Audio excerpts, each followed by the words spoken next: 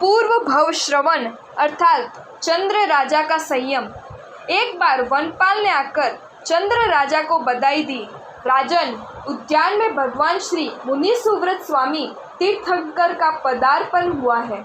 बधाई सुनकर चंद्र राजा अत्यंत हर्षित हुआ। उसने वनपाल को 7 पीढ़ियों तक चले उतना पुरस्कार दिया। तत्पश्चात राजा ने चतुरंगी सेना तैयार की, नगर को ध्वजा पताकाओं से सजाया। हाथी, घोड़े, रथ, पालकी सजाकर समस्त परिवार तथा प्रजाजना को साथ लेकर राजा नगर के बाहर आया। भगवान का संवत्सरण देखकर वह अत्यंत प्रफुल्लित हुआ और जिस प्रकार मनुष्य जीवन में एक के पश्चात एक गुणों की सीढ़ियों चढ़ता है, उसी प्रकार वह संवत्सरण की सीढ़ियां चढ़कर भगवान की प्रदक्षिणा करके पर्षदा में बैठा। साथ आए हुए प्रजाजन भी उचित स्थानों पर बैठ गए। सभी शांत होकर भगवान के समक्ष स्थिर दृष्टि से देखने लगे कि मेघों के समान गंभीर वाणी में भगवान नमो तीर्थस्य कहकर बोले, भूलियो चेतन निकेत स्वभावनो विभावे तव आव्यो रे। हे भव्य जीवो, ये जीव अपने ज्ञान, दर्शन, चारित्र के स्वभाव को भूलकर जड़ के स्वभाव में प्रसन्न होता है, जिससे ही अनर्थ परंपरा उत्पन्न करता है।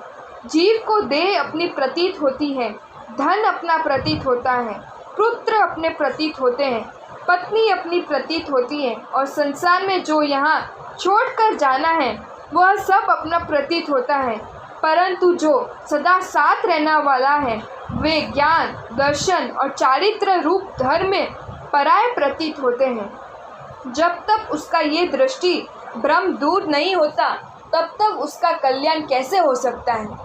जीव अव्यवहार राशि से लगाकर इस प्रकार अनेक बार ऊपर आया, परंतु ऐसे विभ्रम के कारण अनेक बार पुनः उसका पतन हुआ।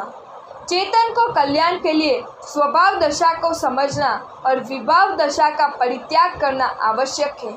ये जब पूर्ण रूपेण आपको समझ में आ जाएगा तब आप किसी की हिंसा नहीं करेंगे। इंद्र की रिद्धि और अनुत्तर के सुख भी आपको कांच के टुकड़ों के समान प्रतीत होंगे।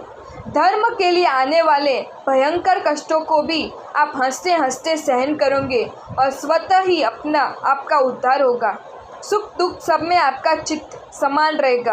आपको कोई अपना शत्रु नहीं प्रतीत होगा, परंतु समस्त जीव कर्मवश है ये मानकर सबके प्रति संभाव जागृत होगा। देशना पूर्ण होने पर चंद्र राजा विचार मग्न हुआ। वीरमती के साथ ही मेरी ये शत्रुता की परंपरा और प्रेमला, गुनावली, शिवमाला, मकर ध्वज आदि के साथ स्नेह संबंध भी क्या विभाव दशा ही है ना।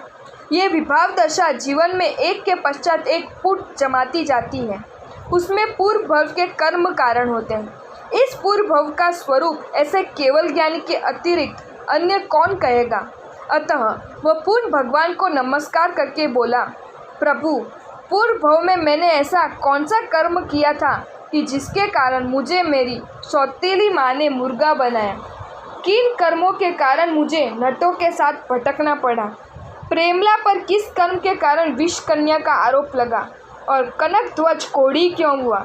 ये सब आगम अगोचर हमारा वृत्तांत आप सर्वज्ञ भगवान के अतिरिक्त अन्य कौन कह सकता है।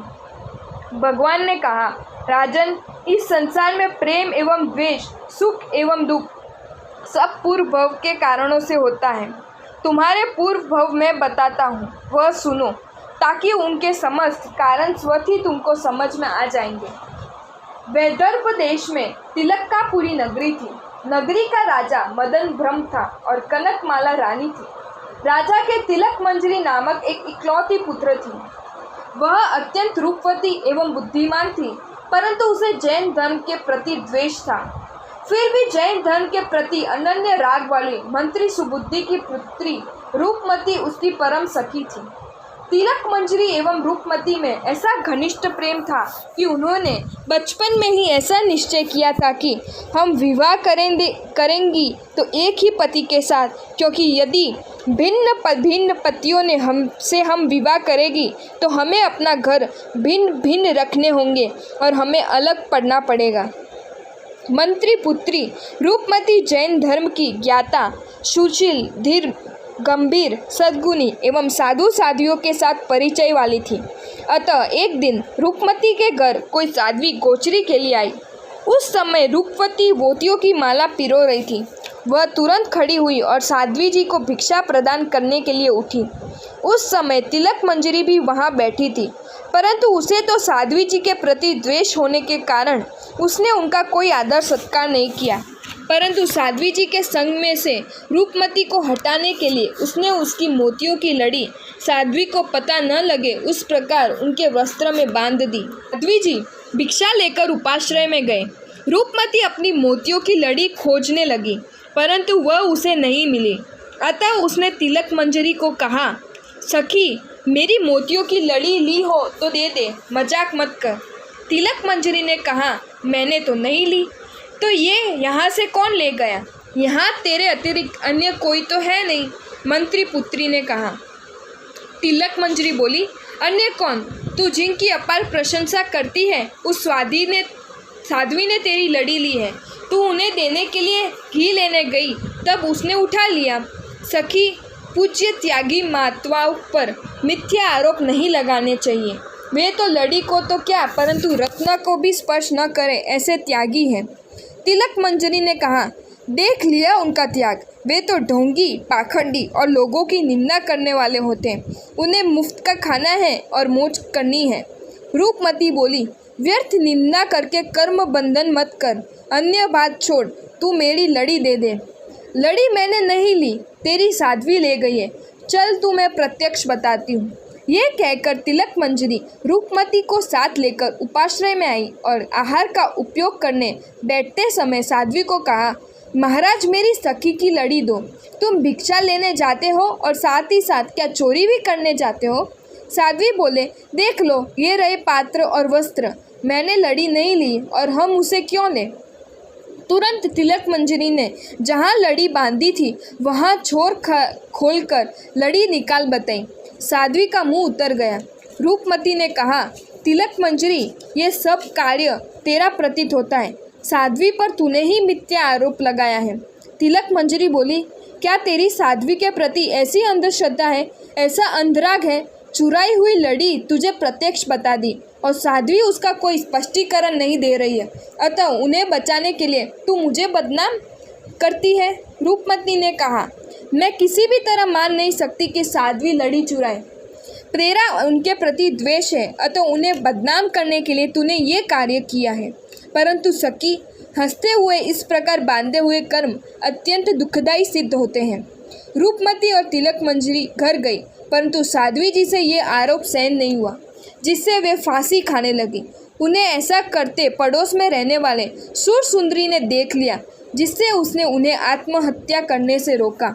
तत्पश्चात साध्वी जी भी शांत हुए और आत्महत्या के प्रयत्न के लिए उन्हें भी अत्यंत दुख हुआ। समय व्यतीत होते हुए ये बात भुला दी गई। तिलक मंजरी एवं रूपमती के संबंध में तनिक अंतर पड़ गया, परंतु कुछ समय के पश्चात उनका फिर वही संबंध हो गया। एक बार विराट राज शूरसेन की ओर से तिलक मंजरी के संबंध का प्रस्ताव आया। राजा ने उत्तर में कहा, शूरसेन के साथ तिलक मंजरी का विवाह करने में मुझे तनिक भी आपत्ति नहीं है, परंतु मेरी पुत्री तथा मंत्री की पुत्री दोनों एक ही व्यक्ति के साथ विवाह करना चाहती है। अंतर मंत्री पुत्री रूपमती की इच्छा जानने के पश्चात ही निश्चय किया जा सकता है। राजा ने रूपमती की इच्छा ज्ञात कर ली और तत्पश्चात उन दोनों का विवाह विराट के राजा शूरसेन के साथ संपन्न हो गया। दोनों सखियों ने एक ही पति के साथ विवाह किया और वे साथ साथ सुख का उपभोग करने लगे। इन दोनों को सखिया के रूप में संबंध जन्म से तो था, परंतु सौतन होने पर वह संबंध नहीं रहा। अब वे एक दूसरे की छिद्र देखने लगी और तुच्छ कारण से भी नित्य परस्पर झगड़ने लगी। शौक्य थी शूली रूढ़ी कही, नहीं यहाँ मीन ने मेष रे, बिहुम जो बैन सगी हुए तो ही पण वहे देश रे। एक बार तिलकपुरी के राजा को किसी ने एक सुंदर काबर उपहार स्वरूप भेजी। ये काबर राजा ने तिलक मंजरी को भेज दी। वह उसे नित्य खिलाती और उसके साथ वह मधुर स्वर में बातें करती। वह इस काबर के साथ रूपमती को बात तक करने नहीं देती थी। अतः उसने अपने पिता के पास उसके सामन काबर मंगवाई, परंतु उसे काबर नहीं मिलने के कारण उसने कोशी नामक एक पक्षी भेजा। तिलक मंजरी काबर को खिलाती और रूपमती कोशी को खिलाती। दोनों ने उन्हें पालने वाले मनुष्य भी भिन्न भिन्न नियुक्त किए थे। एक कहे मारी काबर रूडी, एक कहे मुझ कोशी रे, जिम एक ग्राहक के आवे विलोगे, पड़ोसी बिहू डोसी रे। एक बार इन दोनों रानियों ने विवाद छिड़ गया। तिलक मंजरी कहने लगी कि मेरी काबर अच्छी है और रूपमती कहने लगी कि मेरी काबर अच्छी है। दोनों ने पक्षियों से मधुर बुलवाने की शर्त लगाई। काबर ने अनेक मधुर शब्द बोले, परंतु कोशी एक शब्द भी बोल नहीं सकी।